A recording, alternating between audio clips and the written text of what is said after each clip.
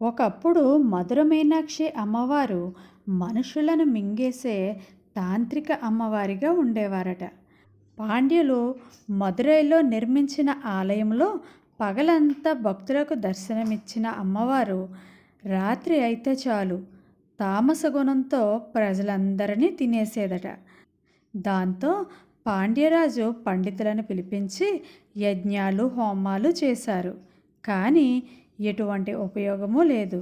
ఇలా రాజ్యంలో ఉన్న ప్రజలందరూ రాత్రి అయితే చాలు బయటికి రావడానికి భయపడేవారు. ఒకరోజు ఆదిశంకరాచార్యులు పాండ్య దేశానికి రావడంతో ఆ రాజు అంతఃపురానికి భోజనానికి ఆహ్వానిస్తాడు.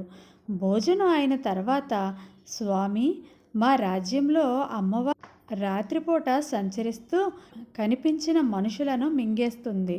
కాబట్టి ఈరోజు రాత్రి మా అంతఃపురంలోనే ధ్యానం చేసుకోండి అని చెప్తాడు. దానికి ఆ శంకరాచార్యుల వారు, రాజా, సన్యాసులు గృహస్థాశ్రమంలో ఉండకూడదు. అయినా మా అమ్మ దగ్గర ఉండడానికి నాకు భయం ఎందుకు?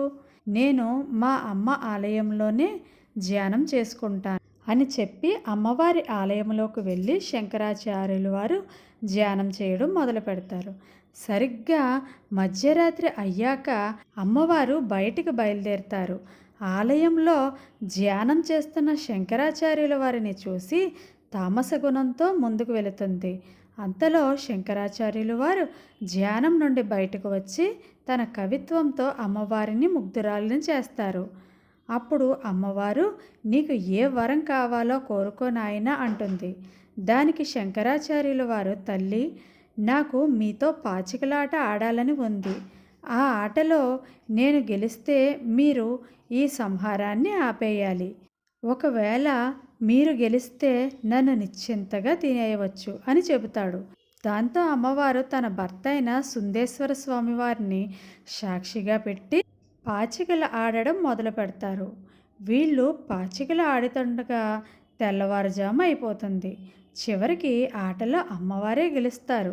అప్పుడు అమ్మవారు, చూడు నాయనా, ఆటలో నేనే గెలిచాను అని చెబుతారు. అప్పుడు శంకరాచార్యులు వారు, తల్లి, ఆట మీరైతే గెలిచారు, కానీ నేను మిమ్మల్ని గెలిచాను అంటాడు.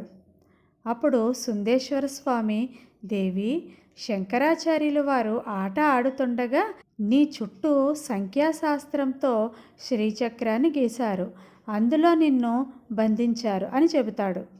ఆది శంకరాచార్యుల వారి తెలివికి మీనాక్షిదేవి ముగ్ధురాలై ఆయనను ఆశీర్వదించి తనలో ఉన్న తామస గుణాన్ని జయిస్తుంది. మీకు ఆ మీనాక్షిదేవి అంటే ఇష్టం ఉంటే ప్లీజ్ లైక్ చేయండి. Thank you.